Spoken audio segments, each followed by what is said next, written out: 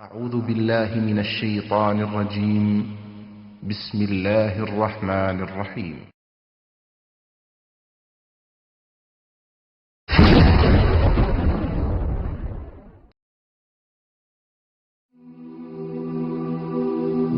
মৃত্যু এমন এক বাস্তবতা যার থেকে কেউ পলায়ন করতে পারবে না। প্রত্যেকটি প্রাণীকেই মৃত্যুর স্বাদ আস্বাদন করতে হবে। আল্লাহ তাআলা পবিত্র কালামে মাজিদে ইরশাদ করেন, কুল্লু নাফসিন যায়িকাতুল মাউত, প্রতিটি প্রাণী ওই মৃত্যুর স্বাদ আস্বাদন করবে। কুল ইন্নাল মাউতাল্লাযী তাফিররুনা মিনহু ফাইন্নাহু মুলাকীকুম, হে নবী আপনি বলে দিন, মৃত্যু যার থেকে তোমরা পলায়ন করছো সে অবশ্যই তোমাদের সাথে সাক্ষাৎ করবে। আইনামা তাকুনু ইউদরিকুমুল মাউত ওয়ালাউ কুনতুম ফি বুরুজিম মুশাইয়াদা, তোমরা যেখানেই থাকো না কেন মৃত্যু তোমাদেরকে পাকড়াও করবেই, যদিও তোমরা সূর্য দুর্গে অবস্থান করো। লিকুল্লি উম্মাতিন আজাল ইযা জাআ আজালুহুম ফালা ইস্তাখিরুনা সাআতান ওয়ালা ইস্তাকদিমুন, প্রত্যেকটি জাতিরই মৃত্যুর জন্য একটি নির্ধারিত সময় রয়েছে।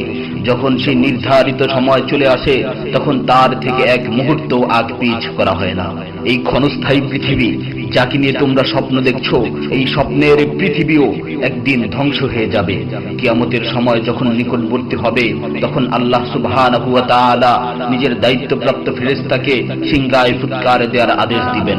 অতঃপর ফেরেশতা সিংহায় ফুঁক দিবেন, ফলে পৃথিবী ও পাহাড় সমূহ উত্তোলিত হবে, চূর্ণ বিচূর্ণ হয়ে যাবে, আকাশ ফেটে টুকরো টুকরো হয়ে যাবে এবং নক্ষত্র সমূহ ঝরে পড়বে, সূর্য তার কিরণ হারিয়ে ফেলবে, সমুদ্রকে উত্তাল করে তোলা হবে।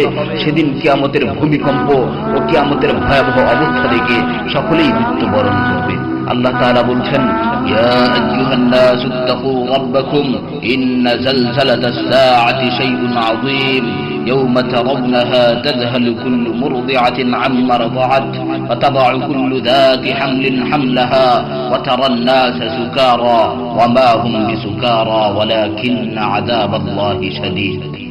হে মানুষ, তোমরা তোমাদের প্রতিপালককে ভয় করো, নিশ্চয়ই কিয়ামতের প্রকম্পন এক ভয়ঙ্কর ব্যাপার।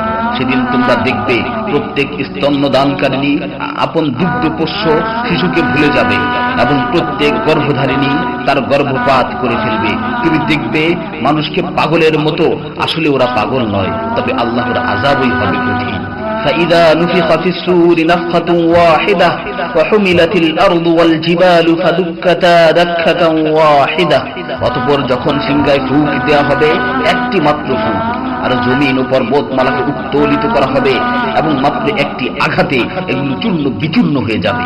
ইযা সামাউ ফাতারাত ওয়া ইযাল কাওয়াকিবু ইনতাসারাত ওয়া ইযাল বিহারু ফুজ্জিরাত ওয়া ইযাল কুবুরু বু'সিরাত আলিমাত নাফসুম মা কদ্দামাত ওয়া আখখারাত, যখন আসমান বিদীর্ণ হবে, আসমান ফেটে টুকরো টুকরো হয়ে যাবে, আর যখন নক্ষত্রগুলো ঝরে পড়বে, আর যখন সমুদ্রগুলোকে উত্তাল করে তোলা হবে, আর যখন কবরগুলোকে উন্মোচিত করা হবে, তখন প্রত্যেকেই জানতে পারবে সে আগে কি পাঠিয়েছে এবং পরে কি পাঠিয়েছে।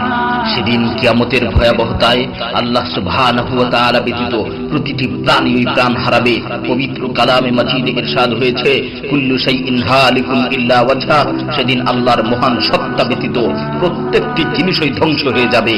কুল্লু মান আলাইহা ফান ওয়া ইয়াবকা ওয়াজহু রাব্বিকা যুল জালালি ওয়াল ইকরাম, সেদিন জমিনের উপর যা কিছু রয়েছে সবই ধ্বংস হয়ে যাবে, আর শুধুমাত্র মহামহিম ও মহানুভব আল্লাহ সুবহানাহু ওয়া তাআলাই বাকি থাকবেন। তাফসীরে ইবনে কাসীরে বর্ণিত হয়েছে, যখন ইসরাফিল আলাইহিস সালাতু ওয়াস সালাম সিংহায় ফুৎকার দিবেন তখন সকলেই মরে যাবে। মালাকুল মাউত মৃত্যুর ফেরেশতা এসে আল্লাহ তাআলাকে বলবে, হে আল্লাহ, সকলেই মরে গেছে। তিনি জিজ্ঞেস করবেন, অবশিষ্ট কে আছে? উত্তর দিবে, হে আমার রব, আপনি, আর আপনি তো হলেন চিরঞ্জীব। এছাড়াও বাকি রয়েছে জিবরাইল, মিকাইল ও আরশ বহনকারী ফেরেশতাগণ। আল্লাহ তাআলা বলবেন, জিবরাইল ও মিকাইলেরও তো মৃত্যু হওয়া উচিত। মৃত্যুর ফেরেশতা মালাকুল মাউত বলবে, হে প্রভু, জিবরাইল ও মিকাইলও মরে গেছে। আল্লাহ তাআলা জিজ্ঞাসা করবেন, এখন আর কে বাকি আছে?